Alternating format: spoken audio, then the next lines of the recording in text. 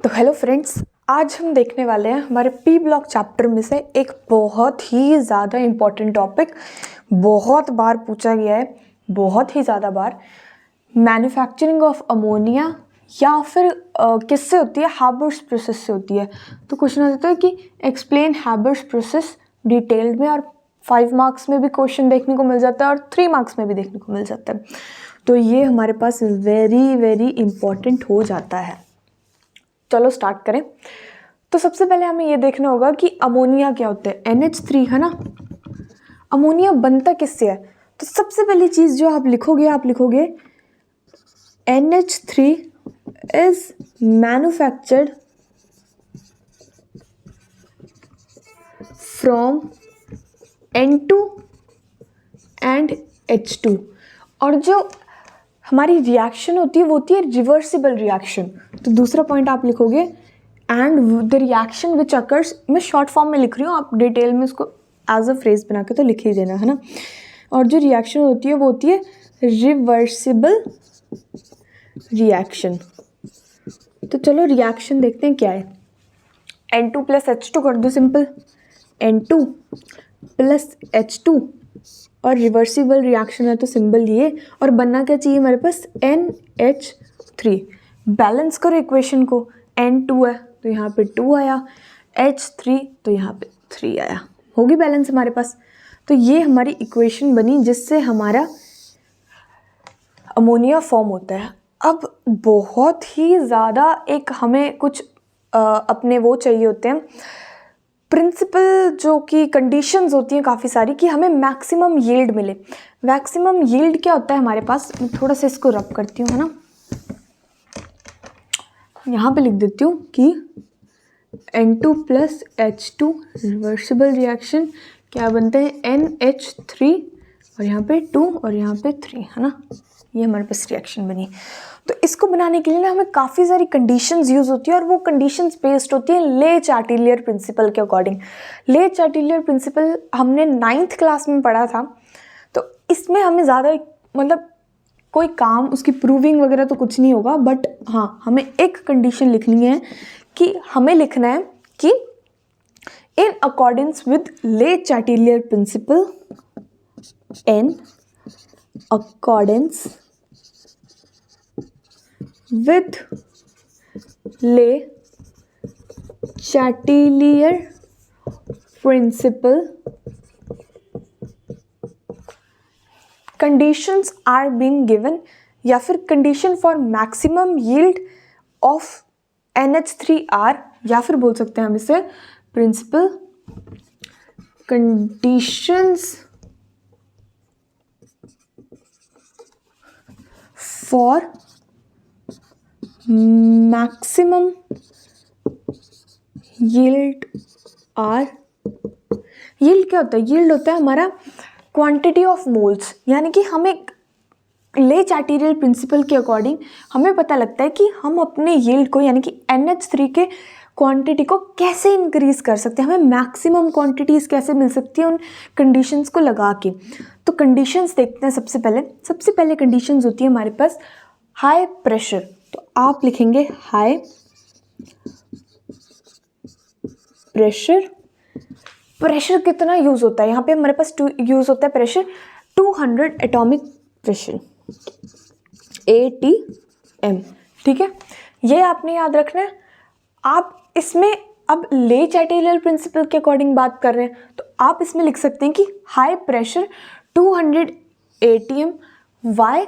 Because जैसे जैसे forward reaction होती जाएगी ना, हमारा जो वॉल्यूम है वो भी डिक्रीज होता रहेगा। तो ले चार्टिलियर के ये कुछ अकॉर्डेंस में था, है ना।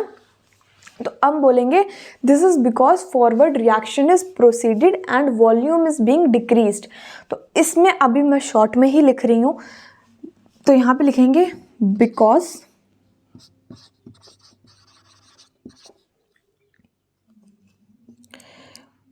On forward reaction volume is decreased, ठीक है। वॉल्यूम इज डिक्रीज्ड, डिक्रीज का सिंबल है। दूसरा पॉइंट आप लिखेंगे कि एक हमें हाई प्रेशर चाहिए होता है, दूसरा टेम्परेचर क्या यूज होता है हमारे पास, तो टेम्परेचर मतलब होता है low temperature, lower temperature. Lower temperature use होता है हमारे पास, कितना यूज होता है हमारे पास, यूज होता है 700 केल्विन, अबाउट 700 केल्विन हमारे पास टेम्परेचर यहाँ पे यूज होता है। और इसके अकॉर्डिंग्स में भी ये है कि क्यों यूज होता है, क्योंकि lower temperature will no doubtly increase the yield of the ammonia, है ना, यील्ड को इंक्रीज कर रहा है हमारे पास। दूसरा ये क्या कर देगा, हमारी रिएक्शन को स्लो कर देगा, है ना। इसके रिजल्ट क्या होते हैं कि will increase the yield, but क्या कर देगा, रिएक्शन को स्लो कर देगा, क्योंकि लो टेम्परेचर रिएक्शन को स्लो ही करेगा, है ना, but will slow the reaction. ठीक है, अब रिएक्शन हमारी स्लो हो गई है, तो इसको करने के लिए कुछ करना पड़ेगा, तो हम यूज करते हैं कैटालिस्ट। ठीक है, तीसरा जो हम यूज करेंगे वो करेंगे कैटालिस्ट का यूज होगा। अब हमारे पास यहाँ पे कैटालिस्ट क्या यूज होता है, वो होता है हमारे पास आयरन ऑक्साइड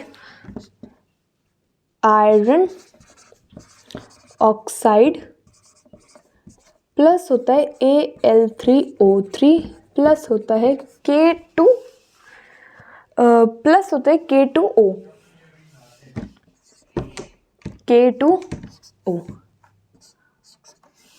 ये हमारे पास यहाँ पे कैटलिस्ट होते हैं, और ये कैटलिस्ट का काम क्या होता है, to increase the rate of reaction, है ना, so that equilibrium is attained in a shorter time, है ना, शॉर्टर टाइम में इक्विलिब्रियम अटेन हो जाए। तो इसके बारे में भी लिख दो कि क्या, so that it increase the rate of reaction, है ना, रेट ऑफ रिएक्शन को करता है इंक्रीज, सो दैट क्या हो जाए, हमारा इक्विलिब्रियम जल्दी अटेन्ड हो जाए। Equilibrium is attend faster. ये हो गए हमारे इसके कंडीशंस जो हमें काम आएंगी रिएक्शन करवाने के लिए। अब ये होता कैसे है, अगर 5 नंबर का क्वेश्चन आए तो ये सब तो लिखना ही पड़ेगा, है ना। अब ये होता क्या है, इसके पीछे की वो क्या होती है, होता कैसे है, मतलब ये तो एक फ्लो चार्ट के बेसिस पे उसको समझेंगे। सबसे पहले क्या करते हैं हम ना, H2 और N2 गैस पास कराते हैं, H2 और N2 गैस को पास कराते हैं। ठीक है, करा दी, उसके बाद इनका होता है कंप्रेशन। ठीक है, कंप्रेशन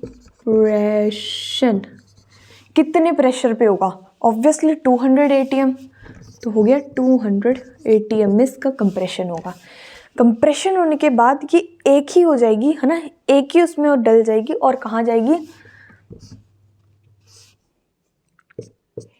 दोनों मिक्स होगी, N2 और H2 दोनों ही इसमें है। और अब ये जाएंगी हमारे कैटालिस्ट के पास, कैटालिस्ट के पास जाएंगी। कैटालिस्ट कौन से हमारे, आयरन ऑक्साइड प्लस में है Al2O3 प्लस में है K2O, है ना, इनके पास गई। अब यहाँ पे क्या होगा, हमारे पास टेम्परेचर भी इसी में होगा। टेम्परेचर हमारा कितना है, 700 के, जिसकी वजह से क्या होगी, रिएक्शन जल्दी प्रोसीड होगी, है ना। यहाँ पे 700 के ने रिएक्शन को स्लो डाउन किया, बट हमारे पास वहीं पे कैटलिस्ट भी इन्वॉल्व थे, तो उसने क्या किया, रिएक्शन को फास्ट किया, है ना। अब ये हमारे एक ऐसे कंटेनर में जाती है, यानी कि ये होने के बाद ना, इसके बाद पता क्या होता है, यहाँ करते हैं, इस रिएक्शन के बाद ना हमारी NH3 in the liquid form अलग हो जाती है, ठीक है। तो यहाँ पे हमारी NH3 in the liquid form निकल जाती है बाहर, ठीक है। अब बची खुची जो हमारे पास N2 और H2 होती है ना, उसको वापस भेज दिया जाता है इधर ही कंप्रेशन के बाद यहाँ पे। तो जो हमारी N2 और H2 होती है ना, उसको वापस ला के यहीं भेज दिया जाता है, यहीं से वो अटैच हो जाती है। N2 H2 N2 plus H2, और यहाँ पे हमारा, और ये प्रोसेस ऐसे ही ऐसे चलती रहती है। So this was all about the process of manufacturing of ammonia. एक बार इसको फिर से थोड़ा जल्दी में रिवाइज कर लेते हैं। कैसे, देखो क्या हुआ हमारे पास। सबसे पहले हमने लिखना है कि it is manufactured from N2 and H2, और रिवर्सिबल रिएक्शन होती है हमारे पास। कौन सी होती है? रिवर्सिबल रिएक्शन, ठीक है।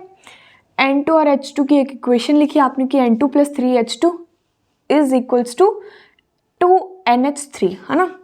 और इक्विलिब्रियम मतलब रिवर्सिबल रिएक्शन होती है, तो ये होता है।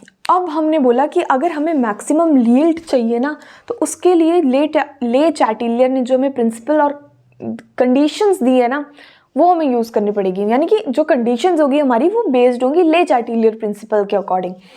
तो अब हमारी वो कंडीशन क्या थी कि सबसे पहली कंडीशन थी कि हमें हाई प्रेशर रखना होगा। हाई प्रेशर कितना रखेंगे हम? 200 एटमॉस्फेरिक प्रेशर, है ना। अब क्योंकि ये रिएक्शन फॉरवर्ड, एक जो हम कहते हैं ना कि ले चैटिलियर प्रिंसिपल, तो उसको भी एक्सप्लेन किया हुआ है कि हमने हाई प्रेशर क्यों रखा है। हाई प्रेशर हमने इसलिए रखा है क्योंकि as the reaction goes on forward the volume also decreases. एक हमारा रीज़न ये हो गया।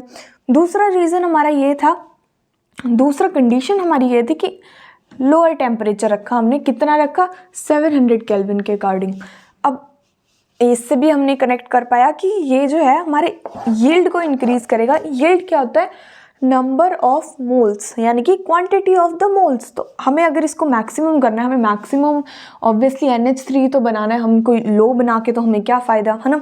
तो इंक्रीज करना है अगर हमें यील्ड, तो ये लो टेम्परेचर इसको इंक्रीज भी करेगा बट रिएक्शन को स्लो डाउन भी कर देगा, जिसकी वजह से अब हमें एक कैटलिस्ट को यूज़ करना पड़ेगा जो कि रिएक्शन को फास्ट करा सके। तो इसीलिए हमने यहाँ पे कैटलिस्ट यूज़ किया। हमारे पास iron oxide plus Al2O3 plus K2O, ये हमने यहाँ पे हमारे कैटलिस्ट यूज़ किए सो दैट हमारा क्या हो सके, रेट ऑफ रिएक्शन इंक्रीज हो सके, क्योंकि जो कि डाउन हुआ था टेम्परेचर की वजह से, तो इसको रेट ऑफ रिएक्शन को इंक्रीज करा दिया और इक्विलिब्रियम भी जल्दी अटेन हो सके।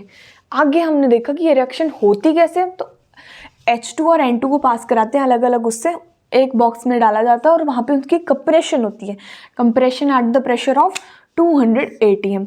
कंप्रेशन हुई, उसके बाद वो जाते हैं कैटलिस्ट वाले डब्बे में जहाँ पे टेम्परेचर होता है 700 के, और कैटलिस्ट उस जो टेम्परेचर लो किया है, जो रेट ऑफ रिएक्शन लो होगी, उसको फास्टन कर देता है। कैटलिस्ट अगेन हमारे पास क्या थे यहाँ पे? Iron oxide plus Al2O3 plus K2O, है ना। अब जिसकी वजह से क्या हो जाता है, कूलिंग के बाद ना, यहाँ पे कूलिंग हुई थोड़ी सी, तो कूलिंग के बाद हमारा NH3 जो है वो लिक्विड फॉर्म में निकल आता है, और जो बची खुची हमारी गैस होती है, बच जाती है वो N2 और H2, उसको अगेन यहाँ पे भेज दिया जाता है, जिसकी वजह से वो फिर से उसमें प्रोसेस में यूज़ हो जाती है, तो कोई वेस्टेज नहीं होता इसमें। So this was all about manufacturing of ammonia, Haber's process. Thank you so much for watching.